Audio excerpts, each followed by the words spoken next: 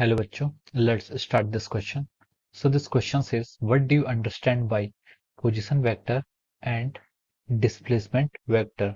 Distinguish between them with illustration. तो चलिए बच्चों, अब इस क्वेश्चन को हम स्टार्ट करते हैं। तो देखिए बच्चों, इस क्वेश्चन का जो आपका की कॉन्सेप्ट है, इस क्वेश्चन का आपका की कॉन्सेप्ट है कि यहाँ पर हमें पोजीशन वेक्टर और डिस्प्लेसमेंट वेक्टर्स को डिफाइन करना है। ठीक है, तो देखिए ये क्वेश्चन आपका वेक्टर्स पर बेस्ड है और वेक्टर्स के अंदर भी हम बोल सकते हैं कि आपका पोजीशन वेक्टर और डिस्प्लेसमेंट वेक्टर पर क्या है, बेस्ड है। Position vector and displacement vector. Okay, displacement vector. तो चलिए बच्चों, अब हम इस क्वेश्चन को आगे फर्दर डिफाइन करते हैं। तो देखिए, अब हम इस क्वेश्चन में देखिए, सबसे पहले आपका पोजीशन वेक्टर होता है क्या। देखिए, कोई भी ऑब्जेक्ट अगर आपका प्लेन पर है या फिर क्या होता है स्पेस पर है, तो उसकी पोजीशन को डिफाइन करने के लिए हम मैथमेटिकली क्या पोजीशन वेक्टर की हेल्प से हम उसको डिफाइन करते हैं। ठीक है, ये आपका मान लीजिए एक्स एक्सिस है और ये वाई एक्सिस है, और कोई ऑब्जेक्ट आपका किसी प्लेन पे है, मान लीजिए ये प्लेन है और ये आपका पी वेक्टर है। ठीक है, और ये इसका क्या ओरिजिन है। तो देखिए उस पोजीशन, मान लीजिए ऑब्जेक्ट आपका यहाँ पर है, कोई ऑब्जेक्ट है जिसका मास के एम है, ये आपका ऑब्जेक्ट है। ठीक है, इसकी पोजीशन को डिफाइन डिफाइन करने के लिए हमने क्या करेंगे, इस पर एक वेक्टर ड्रॉ करेंगे और ये आपका एक वेक्टर ऐसे ड्रॉ करेंगे। ठीक है, this is the position vector. ठीक है, ये मास आपका यहाँ पर है। ठीक है, तो देखिए ये आपका क्या आता है, लेट इसको हम आर वेक्टर बोल देते हैं। तो जो आर वेक्टर है, R vector is called the position vector of the mass M. ठीक है, मास एम का जो पोजीशन वेक्टर है उसको क्या कहते हैं, आर वेक्टर कहते हैं। और जो इसका मैग्नीट्यूड है, दैट डिस्टेंस होगी। ठीक है, द डिस्टेंस ओपी, ओपी जो आपकी डिस्टेंस आ रही है, ओपी वेक्टर जो डिस्टेंस आ रही है, ये क्या करती है, इसके मैग्नीट्यूड को डिनोट करती है। ओपी वेक्टर क्या करती है, इसका ओपी वेक्टर जो डिस्टेंस है, ये मैग्नीट्यूड ऑफ आर वेक्टर को क्या करती है, यहाँ पर डिनोट करती है। ठीक है, और ये जो आपकी डायरेक्शन है, और इसके अलोंग क्या है, एक डायरेक्शन है। और जो डायरेक्शन है, जो वेक्टर को जिस तरफ से आपका पॉइंट कर रहा है। ठीक है, ये देखिए ओ क्या है, ओ पॉइंट को हम क्या कहते हैं, जो इसमें यहाँ पर ओ पॉइंट है, इसको हम कहते हैं टेल ऑफ द वेक्टर। क्या कहते हैं, टेल ऑफ वेक्टर। ओ क्या आपका टेल ऑफ वेक्टर है, और जो आपका पी है, पी क्या है, उसका हेड ऑफ द वेक्टर है।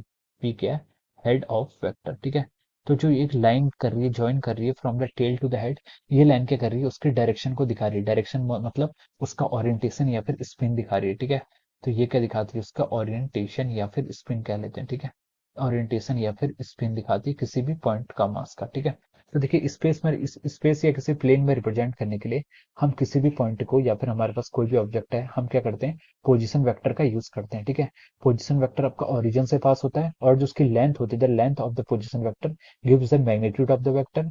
और जो उसकी डायरेक्शन होती है, जिस डायरेक्शन में वो क्या कर रहा है, वेक्टर आपका लाई कर रहा है, वो डायरेक्शन क्या देती है उसकी, वो उसकी वेक्टर्स की क्या होती है, आपकी डायरेक्शन होती है। Okay, so this is what we mean by the, what we mean by the vector या फिर position vector. Okay, so this is how we can represent the position vector.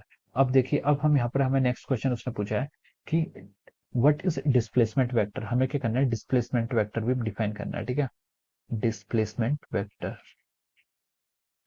What we mean by the displacement vector. ठीक है, तो देखिए displacement vector होता है क्या क्या, डिस्प्लेसमेंट वेक्टर क्या होता है, आपका शॉर्टेस्ट पाथ होता है। क्या होता है, shortest path between the initial and final position. ठीक है, अब देखिए मान लीजिए ये आपका अगेन, ये आपका एक्स वाई एक्सिस है, ये आपका एक्स एक्सिस है, ये आपका वाई एक्सिस है। ठीक है, एक ऑब्जेक्ट इनिशियली आपका ए पॉइंट पे था। ठीक है, और फाइनली वो कहाँ पर चला गया, बी पॉइंट में। किसी प्लेन पर कोई ऑब्जेक्ट है, वो ए पॉइंट पर था at time T is equal to 0 पर, और एट एनी टाइम टी पर वो कहाँ पहुंच गया, आपका बी पॉइंट पर पहुंच गया। ठीक है, तो उसका डिस्प्लेसमेंट हमें डिनोट करने के लिए क्या करना पड़ेगा, सबसे पहले वो हम ओरिजिन से उसकी इनिशियल पोजीशन देखेंगे, वो क्या है आपकी ओ ए वेक्टर। ओ ए वेक्टर की आपकी इनिशियल पोजीशन, उसके बाद वो ऑब्जेक्ट कहाँ पहुंच गया, बी पर। तो ये आपका क्या, मान लीजिए ये वेक्टर को मैं आर वेक्टर बोल रहा हूँ, इनिशियल पोजीशन को आर आई लिख लेते हैं, और फाइनली वो कहाँ पहुंच गया, आपका आर एफ में पहुंच गया। ठीक है, तो अगर हमें यहाँ पर डिस्प्लेसमेंट वेक्टर देखना है, तो डिस्प्लेसमेंट वेक्टर आपका इनिशियल से फाइनल को ड्रॉ करता हुआ, ये आपका क्या हो जाएगा, डिस्प्लेसमेंट वेक्टर, जिसको मैं मान लीजिए यहाँ पर डी वेक्टर बोल रहा हूँ। ठीक है, स्मॉल डी वेक्टर।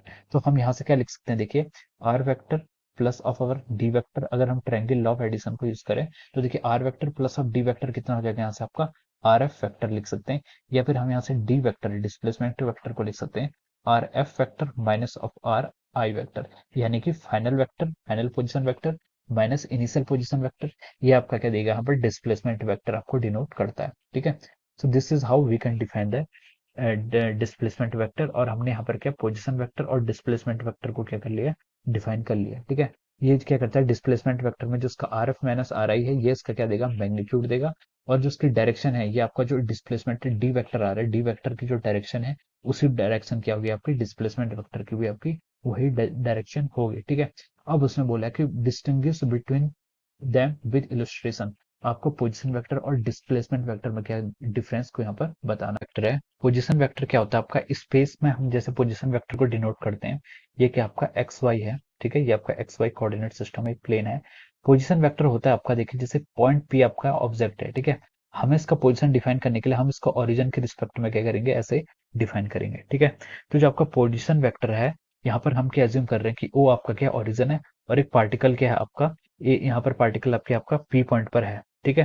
तो जो पोजीशन वेक्टर क्या है, वो एक ऐसा वेक्टर है जिसको हम ओरिजिन से डिफाइन कर रहे हैं, कहाँ पर तक, जहां पर क्या है आपका पार्टिकल क्या प्रेजेंट है, पी पॉइंट पर जहां पर आपका पार्टिकल प्रेजेंट है, ठीक है। तो इस वेक्टर को क्या कहते हैं, हम पोजीशन वेक्टर कहते हैं।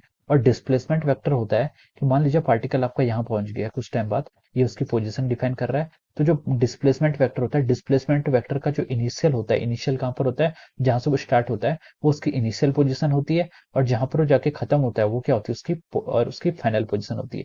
तो जो आपका क्या है डिस्प्लेसमेंट वेक्टर है, डिस्प्लेसमेंट वेक्टर की फाइनल पोजीशन क्या होती है, जहां पर वो एंड होता है, और जहां से वो स्टार्ट होता है, जिस पॉइंट पर उसकी इनिशियल पोजीशन थी, वो उसका इनिशियल वेक्टर होता है। लेकिन पोजीशन वेक्टर के केस में, पोजीशन वेक्टर का जो आपका स्टार्टिंग पॉइंट होता है, वो ऑलवेज क्या होता है, ओरिजिन होता है, ठीक है। So this is the distinction between the position vector and the displacement vector. So I hope you all understood this concept. All the best and thank you so much.